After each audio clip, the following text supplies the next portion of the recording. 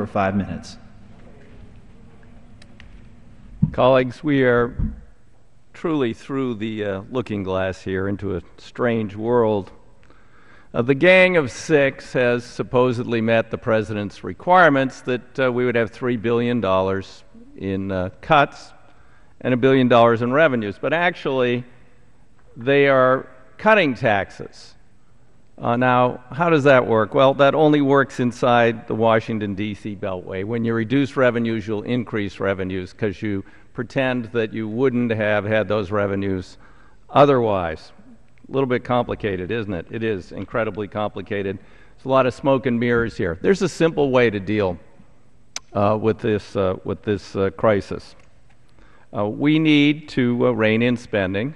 We also need to make investments that will put people to work. Now, the Republicans don't think the government can invest in anything that puts people to work, except they haven't noticed that we have an infrastructure that's falling apart.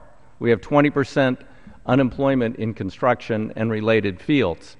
If we were to begin to invest and rebuild America's infrastructure, all private sector jobs, put those people to work, they start paying taxes, then part of the deficit goes away, and the money was spent on something that will benefit this generation and future generations. But no, they categorize all federal spending the same. They just want to slash it all. So how about a plan that targets investment, putting people back to work, that reduces spending appropriately across the government, and actually pays for all of this with revenues?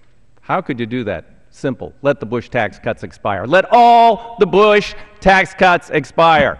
That's $4 trillion. It's not too complicated. It would take us back to those bad old Clinton years when rich people paid taxes, and the job creators, they call them, they pay taxes. They go, you can't make the job creators pay taxes. It'll ruin the economy. That's what they said when Clinton raised the taxes back in the 90s. Guess what?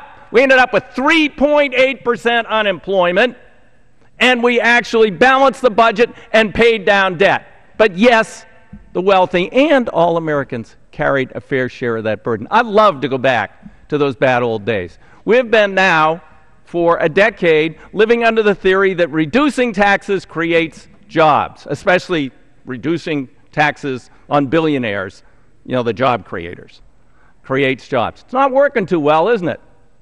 Nope, it's really not working at all. But the Obama administration and the Gang of Six have apparently bought into this flim-flam. Let's continue the Bush tax cuts. Let's continue this stupid Social Security tax holiday that hasn't created a single job. Sure, there are a lot of American families can use an extra $20 a week, but their spending $20 a week does not create jobs.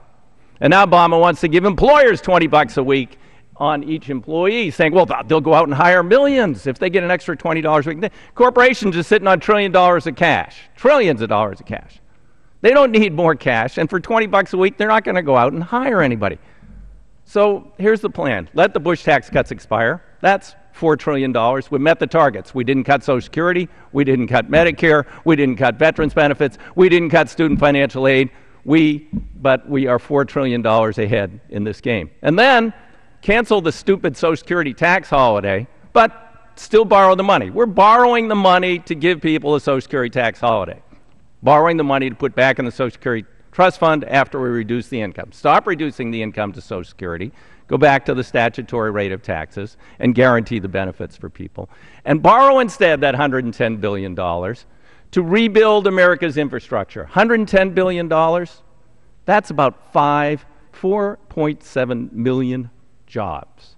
And not just construction jobs, engineering jobs, small business jobs, manufacturing jobs, all across the country. Put America back to work. And that would reduce the deficit by about another 25%. So if we cancel the Bush tax cuts, $4 trillion, okay, we're now at the president's big deal target, which we're not going to meet under the Gang of Six or any of these other constructs around here. Cancel the Social Security tax holiday, instead borrow that money one more year, as the president has proposed, invest it in infrastructure, put millions to work, and then when those millions go to work, they will be paying taxes, and that'll reduce the deficit by about another quarter. So we've solved 3/4 of the problem without killing programs essential to the American people and without cutting taxes on the job creators. The Gang of Six is proposing that billionaires should see their taxes cut by about 25 or 30%. That will help us balance the budget. Time to get back to the real world and out of Alice in Wonderland. Gentleman's time's expired.